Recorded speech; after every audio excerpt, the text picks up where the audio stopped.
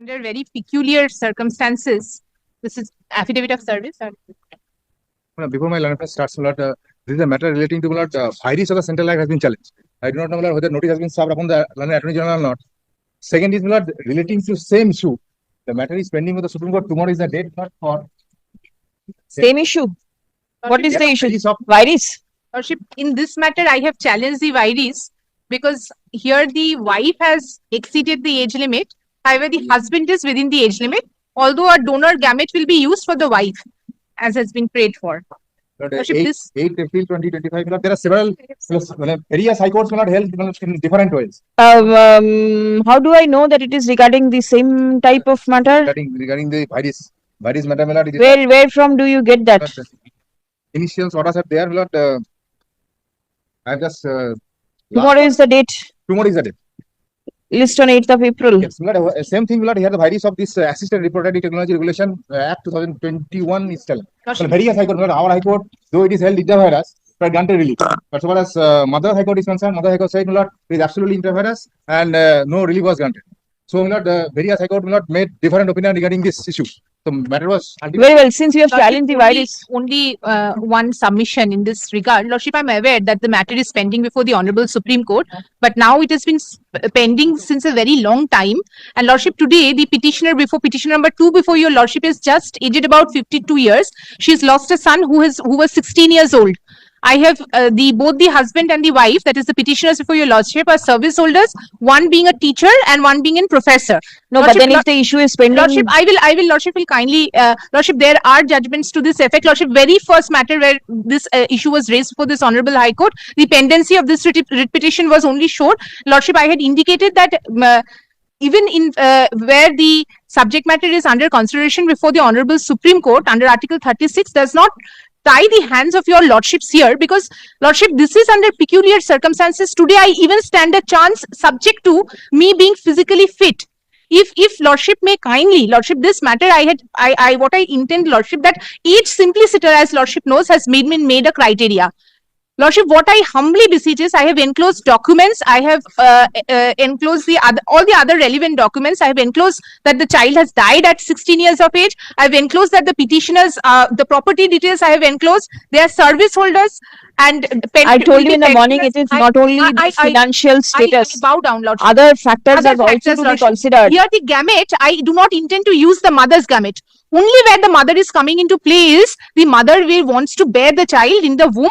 After everything, the process, Lordship, is aware that an egg, that is a ovum of a woman, is used and the sperm of a male person is used. And Lordship, the fertilization is outside the body. That is how IVF is done. The fertilization is outside the body. Here we say that the ovum or the egg of the mother will not be used, so that the quality of the life which will be coming to this world is not, even if that be the consideration, that can be avoided, Lordship. And there is a provision in this statute, I will show, Lordship, that there is a scope where the embryo can be tested for the quality. The embryos, the testing of the embryo, the quality of the embryo can be tested prior to implantation. So, Lordship, what I humbly beseech is, here the role of the mother or the petitioner number 2 will only be to the extent that she will be carrying that embryo which will be implanted in her womb. That is all is the role which will be played by the mother. Lordship, if an independent medical board may be constituted to see that whether the mother can be, Lordship, that she is otherwise healthy, whether she can carry a pregnancy to a full term, Lordship, if that may be permitted in the meantime, Lordship, we can come back to your Lordship, but she is already 52. Today, if I even stand a chance, Lordship knows that this matter takes how long before the Honorable Supreme Court. And this matter has been pending since very long, if not for two years. Yes, I see. 2022. Yes, Lordship. And in this writ petition, Lordship, I can show orders where several matters have been directed for consideration before the respective high courts, because even the Honorable Supreme Court is aware that age is a factor, the biggest consideration here. So, Lordship, I humbly beseech that age simplicity. I will address your Lordship on the points of law, or what the law was before and what the law is after the statute has been enacted. But I can only do that subject to your Lordship is satisfied that this petitioner number 2 may carry that pregnancy. If your Lordship may, subject to what my submissions are, Lordship, your Lordship will kindly see that she has lost the child who was Bornikpal, Lordship. The child was born on 4/6/2006, annexure page 23. He has died thereafter on Lordship, his date of death is, Lordship, it is at, where is the date? 16 June. 1665, sorry. She's died. I have included all the property details they have. I have included that they are service holders earning handsome salaries, both the parents. The mother has been certified to be performing well in her school. So she is an active lady, Lordship. Only because age simplicity has become a criteria and she is above 2 years now. Lordship, that is the only hurdle. The father is within the age group. Lordship, this has got other repercussions. Lordship will also appreciate that the father will be. What is to be done? So, my lord, so far as Act is concerned, my lord, Act is not clear. My lord, this aspect of this issue, my lord, has been dealt with by the Madras High Court. My lord, kindly remember the judgment of Madras High Court. I know, my lord, your lordship. Who was overaged over here? Lady. Lady. Madras High Court, the lady? Yes, yes. Yes.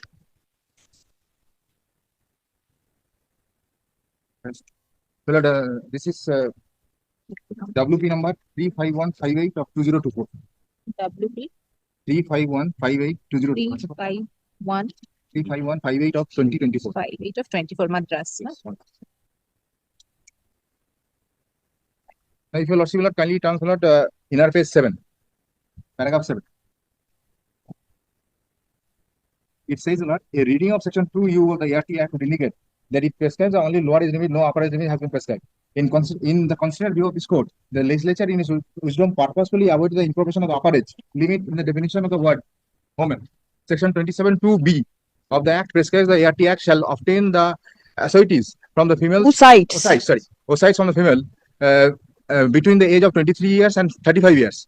However, the Act prescribes the upper age limit of 50 years for a woman who seeks ART services under the 21G of the Act. In other words, a woman is entitled to donate oocytes only up to the age of 35 years. However, she is entitled to be the recipient's gametes up to the age of 50 years. Since two different upper age limits are prescribed for a woman who is a donor and a woman who is a recipient, the legislature, in order to avoid confusions, would have consciously omitted the upper age limit in the definition of the word woman. Alternatively, this court would like to point out that nowhere in the Act the woman is given a right to seek the services of ART except under section 21G. Even under the said section, the woman conferred with the said right indirectly by imposing a statutory duty on ART clinic and bank. When the specific section 21G ART gives the restrictive meaning of the word woman by prescribing the both upper age and lower age limit, the same prevail over the definitions in the general definitions section. In other words, paragraph 9. In other words, whenever the word is defined on the Act in the particular fashion, the word will be understood as per the definition of in the Act. However, in the different meaning is given to the very same word in the specific sections of the very same Act, either by restricting the meaning or by enlarging the meaning. The altered meaning given in the specific sections will prevail over the general definitions contained in the definition section insofar as interpretation of the said specific sections is concerned. Now, next, it is important to refer the object of the Act while interpreting the true meaning of the enactment. Whenever there is an ambiguity or difficulty in interpreting the sections, as mentioned earlier, the clause 5D of the statement and object reasons clearly declare that the assistive reproductive technology services shall be available to a woman above the age of the marriage and below the age of 50 years. Therefore, as per the object and reasons of the enactment, the upper age limit for the woman seeking ART service, ART shall be 50 years, and the same is reiterated in section 21G of the ART Act. Hence, we can specify the presumptions that prohibit the application of ART technology on the woman above the age of 50 years. Now, paragraph 11. Coming to the rationality of the fixing the average, this court would observe the age of the woman seeking services of ART technology. Let the petitioner go through it and come back. Let us see. Do you intend to rely upon other judgments also so that she can come prepared? I will come. But I just intend to rely on there is a Madras and now time. Here, the lady only wants to bear the child. yes. Lordship. That is the only thing I want to bear. I am not wanting my oocyte to be used. So there is a distinction. I will show that distinction, and whether age simpliciter, if I am otherwise fit to carry a pregnancy to a full term, whether age simpliciter should stand in the way. No, I shall rely on this. Because there can be women who can be within the age bracket of 50 and yet not physically fit enough to carry a pregnancy to a full term. So whether age simpliciter can be a consideration, and Lordship will also one more aspect, that what is the relief of the man who is within the age bracket, who that will be the subject matter of the order in the Supreme Court, that this court will not Lordship, I will interfere with.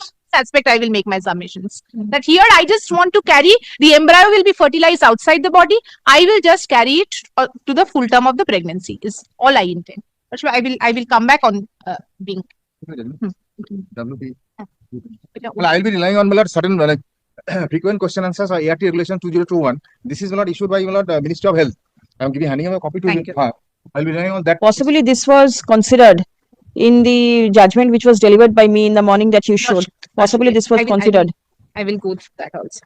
Please Lordship, come. there is also, I will also indicate that I have mentioned in my petition also that what the law was before the enactment. So that Yes, sir, the that will object- also, yes. Yes, I but object clause 5D is also there. Object clause is also.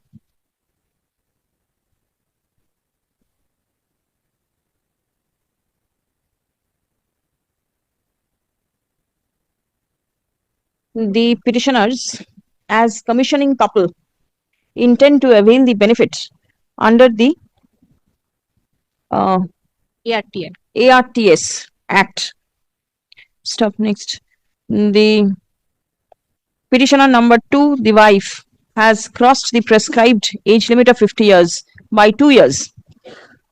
But the husband, petitioner number 1, is within the prescribed age limit. Stop. Whether the petitioners may be permitted to avail the benefit of ARTS is to be decided. Stop. Learned advocate representing the Union of India submits that the virus of the act is under challenge before the Honorable Supreme Court, and the next date fixed for hearing is tomorrow, 8th April 2025. Stop. Reliance has been placed on a judgment delivered by an Honorable Single Bench of the High Court of Madras on 7th February 2025 in WP number 35158 of 2024.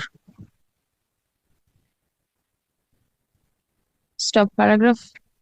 To allow the parties to come ready with hearing, relist the matter on, when do you want it? Lordship, Friday 11th, if your Lordship is, it's done. 11th. I'm deeply obliged.